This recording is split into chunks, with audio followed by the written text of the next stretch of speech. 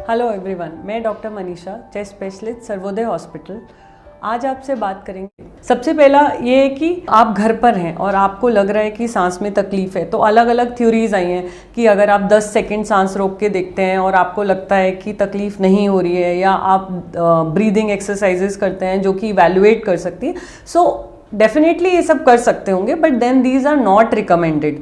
अभी एक जो रिकमेंडेशन का पार्ट है वो ये है जो 6 मिनट वॉक टेस्ट होता है। 6 मिनट वॉक टेस्ट मतलब हम पेशेंट को एक नॉर्मल पेस पे 6 मिनट के लिए चलने के लिए देखते हैं और 6 मिनट में चलने के बाद उनके ऑक्सीजन लेवल्स को चेक करते रहते हैं। अगर 6 मिनट के बाद ऑक्सीजन लेवल्स का डिप 6 से 8% से ज़्यादा हो तो डेफिनेटली लंग इन्वॉल्वमेंट शुरू हो गई है, which is a quite authentic test. Pulse oximeter है, which is a simple device कि आपने अपनी फिंगर पे ऐसे लगाया और वो आपकी बॉडी के ऑक्सीजन लेवल्स को मॉनिटर करेगा।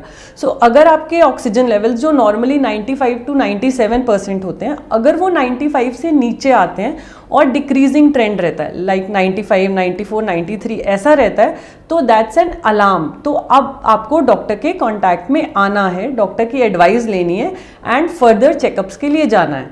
तो इससे पहले कि आपका नुकसान शुरू हो, बॉडी में निमोनिया बढ़ जाए, ये ऑक्सीजन लेवल्स एक इंडिकेटर है कि आपको हॉस्पिटलाइजेशन और आपको डॉक्टर की ज़रूरत है। कोरोना वायरस इन्फेक्शन में एक टर्म होती है हैप्पी हाइपॉक्सिया। हैप्पी हाइपॉक्सिया मतलब कि मेरी बॉडी में ऑक्सीजन लेवल्स कम होते जाते हैं, जिसको हाइपॉक्सिया कहते हैं, लेकिन आपको सांस नहीं फूलता है। बाय द टाइम आपको सांस फूलने लगता है, आपके ऑक्सीजन लेवल्स इतना डिप कर जाते हैं कि वो आपके लिए नुकसानदायक हो सकते हैं। सो अगर आपके सिम्टम्स वर्सन होते हैं या आप इनिशियल स्टेज पे ही मॉडरेट या सिवियर कैटेगरी में आते हैं तो आपको हॉस्पिटलाइज किया जाता है।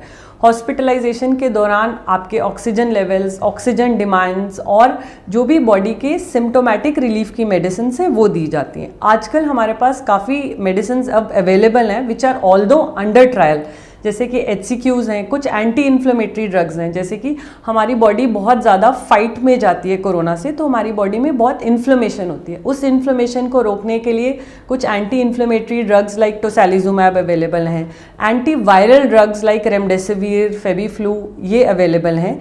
और HCQs, another drugs are steroids are added to the therapy if things worsen. अगर बीमारी बढ़ती है तो स्टेरॉइड्स और ब्लड थिनर्स को भी ऐड किया जाता है। So that depends upon the आपकी सिवियरिटी कितनी है। कि देखा गया है कि corona infection is a hyper coagulative state. Hyper coagulate मतलब इसमें खून गाढ़ा हो जाता है और कहीं कहीं जम जाता है, जिसकी वजह से लंग्स में ऑक्सीजन की कमी हो जाती है। सो इसीलिए हम इसमें खून पतला करने की दवाई देते हैं। सो जो पेशेंट्स एल्डरली हैं, 60 साल से ऊपर के हैं और उनमें कोमॉर्बिड कंडीशंस हैं, जैसे उनमें डायबिटीज़, हाइपरटेंशन, किडनी या ऐसी कुछ बीमारियां हैं, तो उनको हमें हॉस्पिटलाइज करना पहले ही स्टेज पर शुरू कर देना चाहिए। तो अगर आपने टेस्ट कराया और आपका टेस्ट पॉजिटिव आता है, तब क्या करना है? क्या फिर से हमें उस चीज़ को लेके पैनिक करना है?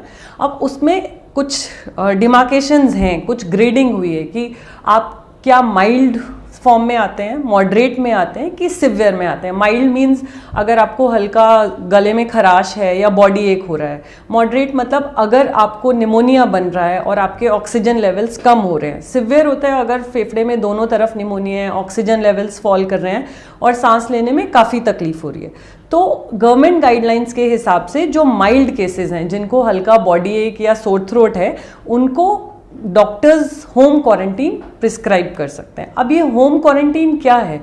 होम क्वारंटीन का पर्पस क्या है? होम क्वारंटीन का पर्पस एक तो ये है कि आप घर में एक कमरे में रहें, क्योंकि आपको हेल्थ केयर को बर्डन नहीं करना है। आज के टाइम में इतने सारे केसेस हैं, तो जो पेशेंट्स कंपैरेटिवली स्टेबल हैं वो होम क्वारंटीन में रहें, ताकि जो सिक पेशेंट्स हैं उनको जेन्युइन केयर मिल सके। तो आपको घर पर रहना है, लेकिन क्योंकि आप इन्फेक्शियस हो और फैमिली को भी इन्फेक्ट कर सकते हो, तो आपको घर में अपने आप को आइसोलेट करके रखना है। घर के बाकी मेंबर्स से आइसोलेशन में रहना है। उसको एक वेल वेंटिलेटेड रूम जिसमें अटैच टॉयलेट बाथरूम हो और जहाँ पे पेशेंट अपने आप की टेक केयर कर सके, उसको वहीं पे लिमिटेड रहना है। बट दैट डजंट मीन कि उसको कभी कोई प्रॉब्लम नहीं हो सकती। इसीलिए होम क्वारंटाइन की भी कुछ गाइडलाइंस हैं, जिसमें डॉक्टर आपको एक प्री फॉर्म मेडिकेशन आपको एडवाइज्ड करते हैं। और दूसरी बात ये होती है कि आपको अपने वाइटल्स को मॉनिटर करना है। वाइटल्स मीन्स आपको सुबह शाम अपना टेम्परेचर चार्ट करना है, अपना ऑक्सीजन लेवल्स चेक करने हैं, जो कि एक पल्स ऑक्सीमीटर से होते हैं। क्या मैं जब एक कोरोना पेशेंट के कांटेक्ट में आया हूँ तो क्या मुझे कोरोना इन्फेक्शन हो सकता है? तो हमें उसमें क्लोज कांटेक्ट को डिफरेंशिएट करना है। सपोज आपके कोई क्रॉस करके गया तो आपको कोरोना इन्फेक्शन नहीं होगा। सो क्लोज कांटेक्ट होता है कि जो इंसान बिना मास्क पहने एक पॉजिटिव पेशेंट के पास 15 मिनट से ज़्यादा रहता है, एंड उन दोनों के बीच का फासला 3 फीट से कम है। सो 3 फीट मोर देन 15 मिनट्स, तभी हम उस पेशेंट को क्लोज कांटेक्ट में आते हैं। अदरवाइज हम उसको क्लोज कांटेक्ट कंसिडर नहीं कर सकते। तो अगर आप क्लोज कांटेक्ट में आ गए हैं, अगर आपको पता नहीं है और उसके बाद आपको पता चलता है कि 2 दिन के बाद वो इंसान का पॉजिटिव आया है, तो आपको क्या करना है, आपको कितना पैनिक करना है, आपको कौन से टेस्ट कराने हैं कि नहीं कराने। तो इसके लिए आप डॉक्टर से मिलेंगे। ये जो टेस्ट है कोविड-19 RT-PCR स्वैब से जो होता है, ये सिर्फ डॉक्टर के प्रिस्क्रिप्शन पे ही होता है। और अगर आप जैसे सपोज आज एक्सपोज हुए हैं तो डे 5 से डे 10 वाला दिन होता है, जिसमें अगर आप टेस्ट कराएंगे तो टेस्ट की सेंसिटिविटी और स्पेसिफिसिटी अच्छी होगी। मतलब अगर आपको इन्फेक्शन है तो उसका जांच में आने में 5 से 10 दिन का वक्त लगता है। सपोज किसी के कांटेक्ट में आने से 5 दिन से पहले ही आपको सिम्टम शुरू हो गए हैं तो भी आप टेस्ट करवा सकते हैं, बट नॉर्मली 5 से 10 दिन ऑफ एक्सपोजर के बीच में is the right time to get yourself investigated. अभी और सवाल जो एक बहुत कॉमन है कि जैसे कि हमारे पेशेंट्स डिस्चार्ज होते हैं तो eight the time of the discharge वो चाहते हैं कि हमारा टेस्ट दोबारा किया जाए। उसका 2 पर्पज़ है। एक तो इसलिए कि वो देखने के लिए कि क्या एक्चुअल वो नेगेटिव हो गए हैं, दूसरा अगर वो नेगेटिव हो गए हैं तो क्या वो अपनी फैमिली मेम्बर्स के साथ रह सकते हैं या अपनी क्वारंटीन वाले पीरियड को ब्रेक कर सकते हैं। तो गवर्नमेंट भी कहती है गाइडलाइंस के हिसाब से भी कि अगर आप माइल्ड या मॉडरेट केस में आते हैं, माइल्ड या मॉडरेट मतलब अगर आपको आईसीयू की ज़रूरत नहीं पड़ी है, ARDS में नहीं गए हैं, तो ऐसे पेशेंट्स का हम at the time of discharge test नहीं करते हैं। The criterias have change. उसमें क्या है कि अगर आपको 10 दिन हो गए हैं आपके सिम्टम शुरू हुए को और पिछले 3 दिन से आपको फीवर नहीं आया, so you have to be very sure कि 3 दिन लगातार आपको फीवर नहीं आया है एंड आपके 10 दिन सिम्टम ऑनसेट को हो गए हैं, तो हमें कोई भी टेस्ट कराने की ज़रूरत नहीं है।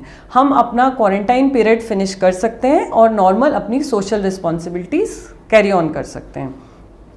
क्योंकि ये देखा है कि नॉर्मली क्या है, 14 डेज पे हमने रिपीट टेस्ट कराया, रिपीट टेस्ट भी पॉजिटिव आ जाता है। फिर एक दिमाग में और ये आना कि क्या मैं फिर से अभी तक पॉजिटिव हूँ, क्या मैं अभी इन्फेक्शियस हूँ, मैं औरों को इन्फेक्शन दे सकता हूँ, क्या बीमारी मेरे अंदर अभी भी चल रही है। तो ये सब क्वेरीज रहती हैं।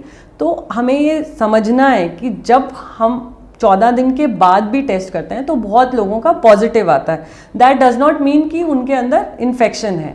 ये देखा गया है कि वो जो स्वैब में आता है वो वायरस है, that can be dead virus. वो वायरस हमारे अंदर रहता है बट जिंदा नहीं है। क्योंकि वो जिंदा नहीं है तो हमारी बॉडी को डैमेज नहीं कर रहा है और हम शेडर नहीं है। शेडर मतलब हम और लोगों को इन्फेक्शन नहीं दे सकते हैं।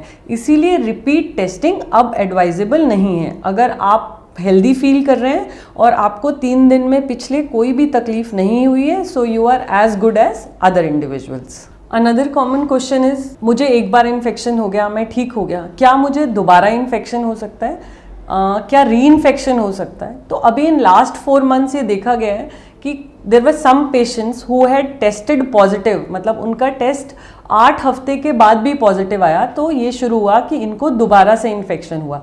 लेकिन जब उसको हमने टेस्ट किया तो पता चला कि वो री इन्फेक्शन नहीं है, वो पहले वाले वायरस ही रह रहे हैं। सो अगर आपको एक बार इन्फेक्शन हो चुका है, आपकी बॉडी में एंटीबॉडीज डेवलप हो चुकी हैं and they are significant enough कि वो बीमारी से या वायरस से लड़ सकती हैं, तो आपको री इन्फेक्शन होने के चांसेस नहीं हैं, ऑल्दो आप टेस्ट में पॉजिटिव आ सकते हैं। सो RT-PCR के बेसिस पे हम ये डिसाइड नहीं करेंगे कि इन्फेक्शन रह रहा है कि नहीं।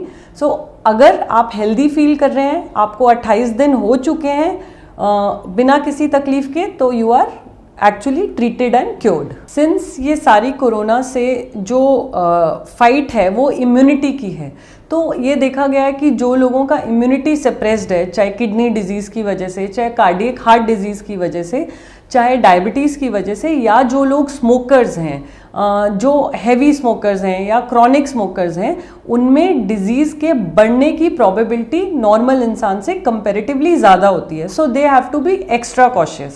सो अनदर कॉमन क्वेश्चन इज़ कि हमें कौन सा मास्क यूज़ करना है. क्या हर पेशेंट या कॉमन मैन को N95 की ज़रूरत है या सिंपल क्लोथ मास्क सफाइस करते हैं. सो जो सिंपल क्लोथ मास्क हैं वो सिर्फ इन्फेक्शन वाला पेशेंट अगर पहनेगा तो वो इन्फेक्शन स्प्रेड नहीं करेगा, लेकिन अगर आपने क्लोथ मास्क पहना है तो वो इन्फेक्शन को रोक नहीं सकता है. So surgical mask should be used.